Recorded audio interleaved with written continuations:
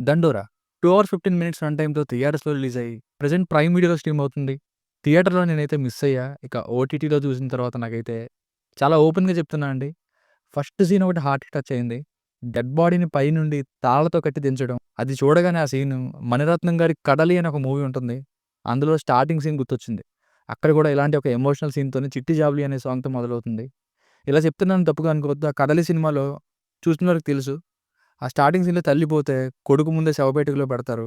Height సరిపోకపోతే కాలు విరిచేసి adjust చేసేస్తారు కొడుకు ముందే. నాకు చాలా ఎమోషనల్‌గా కనెక్ట్ అయింది ఆ సీను.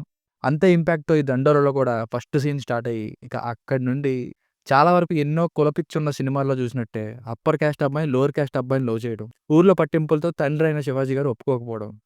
ఇద్దరెళ్ళడం. ఇలాగ చాలా ఫెమిలియర్‌గా స్లోగా వెళ్ళిందండి మూవీ. కానీ సెకండ్ హాఫ్ మధ్యలోకొచ్చేసరికి 'బిందు మాధవి' గారి రోల్‌తో ఆమె చెప్పే డైలాగ్స్ నుండి నేను మూవీలో ఇన్వాల్వ్ అవ్వడం స్టార్ట్ చేశా.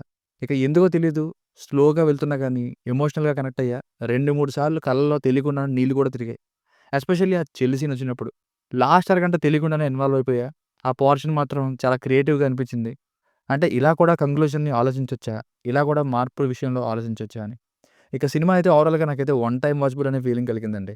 ఇక ఫ్యామిలీతో చూడొచ్చా అంటే చంపే సీన్స్ ఉంటాయి. ఆ రక్తపాతాలవి పర్వాలేదనుకుంటే చూడొచ్చు. ఎక్స్‌పోజింగ్ ఇలాంటివేం లేవు. ఈవెన్ ప్రాస్టిట్యూట్ రోల్ కూడా ఇబ్బంది పెట్టదు. ఇక బేసిక్ స్టోరీ లైన్ నేనేం రివీల్ చేయను. థంబ్‌నెయిల్‌లో పెట్టింది కూడా పెద్ద మ్యాటర్ ఏం కాదు. మీరే చూసి తెలుసుకోండి. ఇక ప్లస్ పాయింట్స్ విషయానికొస్తే సినిమాలో బాగా యూనిక్‌గా అనిపించిన ఒక్క పాయింట్ ఏంటంటే ఎప్పుడు తక్కువ కులం ప్రాబ్లమ్ అన్నట్టు చూపిస్తారు. ఇక్కడ అప్పర్ క్యాస్ట్ అయినందుకే ప్రాబ్లమ్ వస్తుంది. అదేంటి అనేది సినిమా చూసి తెలుసుకోండి. అండ్ దానికి లాస్ట్‌లో ఎంచుకున్న సిట్యుయేషన్, ఆ సిట్యుయేషన్‌ని కంక్లూడ్ చేసిన ఒక గేమ్ చేంజింగ్ పాయింట్, చావుకి అర్థం ఇది అనేలా చేశాయి. నిజానికి ఒక్క ముక్కలో చెప్పాలంటే లాస్ట్ 30 మినిట్స్ స్లోగా ఉన్నా గానీ, చాలా క్రియేటివ్‌గా డీల్ చేశారు. రైటింగ్స్ బావున్నాయి అక్కడ. శివాజీ గారు చేంజ్ అయ్యే వే అండ్ నేను ఇందుకే మారా అని చెప్పే కన్విన్సింగ్ డైలాగ్స్ ఎక్సలెంట్‌గా ఉన్నాయి. అలా అని మిగతా చోట్ల సీన్స్ బాలేదని కాదు. ఇంప్రెసివ్ ఇన్ పార్ట్స్ అని చెప్పాలి. మెయిన్‌గా పెర్ఫార్మన్స్ బై శివాజీ గారు వేరే లెవెల్ యాక్టర్ అండి ఈయన. ఎంత స్లోగా సినిమా ఉన్నా గానీ ఈయన యాక్టింగ్‌తో చూసేలా చేశారు మాక్సిమం ఆన్ టైమ్‌ని. ఇతనే కాదు 'నందు' గారు, 'రవికృష్ణ' గారు, 'బిందు మాధవి' గారు, ఇంకా లిమిటెడ్ రోల్‌లో 'సర్పంచ్' గారు, 'నవదీప్' గారు ఇలా కొందరు పెర్ఫార్మన్సెస్ అయితే సూపర్ ఉంటాయి. సిన్సియర్‌గా. సెకండ్ హాఫ్‌లో శివాజీ గారితో ఉండే సాంగ్ ఒకటి బావుంది. బ్యాక్‌గ్రౌండ్ మ్యూజిక్ చాలా హెల్ప్ అయింది. సినిమాటోగ్రఫీ అయితే మెయిన్‌గా సినిమా రాగా, నేచురల్‌గా ఉండేలా చేసింది. అది దానికి ఇదే కారణం. Minus points. మొహమాటం లేకుండా చెప్తున్నా. మొత్తం మూవీ స్లో మోడ్‌లోనే ఉంటుందండి.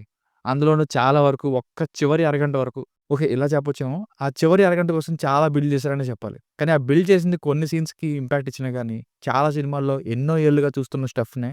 కానీ మరీ బోర్ కొట్టేంతలా కూడా లేదు. అలా అని ఫాస్ట్‌గా కూడా మూవ్ అవ్వదు. ఇక సెకండ్ హాఫ్ కూడా అంతే స్లో మోడ్‌లోనే వెళ్తుంది. కామెడీ లాంటివి ఏముండవు. సో, చాలా మందికి ఇవి ఎక్స్‌పెక్ట్ చేసేవారికి అంత నచ్చకపోవచ్చు. సో, ఫైనల్‌గా మూవీ వర్డిక్ట్ ఏంటంటే స్టార్టింగ్ బావుంది. అక్కడి నుండి సెకండ్ హాఫ్ వరకు మధ్యలో కొన్ని సీన్స్ బావుంటాయి. పెర్ఫార్మన్సెస్‌తోను ఇంకా నేచురల్ అండ్ రాగా అనిపించే విలేజ్ ఎన్వైర్న్‌మెంట్‌తో నిలబెట్టుకుంటూ వస్తారు. ఇక సెకండ్ హాఫ్ మధ్య నుండి రియలైజేషన్ స్టార్ట్ అయిన తర్వాత నుండి క్లైమాక్స్ వరకు బెటర్‌గా మరి ఎండ్ అవుతుంది. క్లైమాక్స్ కొందరికి సింపుల్‌గా కూడా అనిపించొచ్చు. అండ్ సినిమా మొత్తం కూడా స్లోగానే వెళ్తూ ఉంటుంది. సో, కొన్ని సీన్స్ కోసం అండ్ మార్పు విషయంలో డిఫరెంట్‌గా ఆలోచించిన కంక్లూజన్ కోసం ఒకసారి చూడొచ్చు. It's a one time watchable film. దీనికి రేటింగ్ వచ్చేసి ఇది నా ఒపీనియన్ 2.75.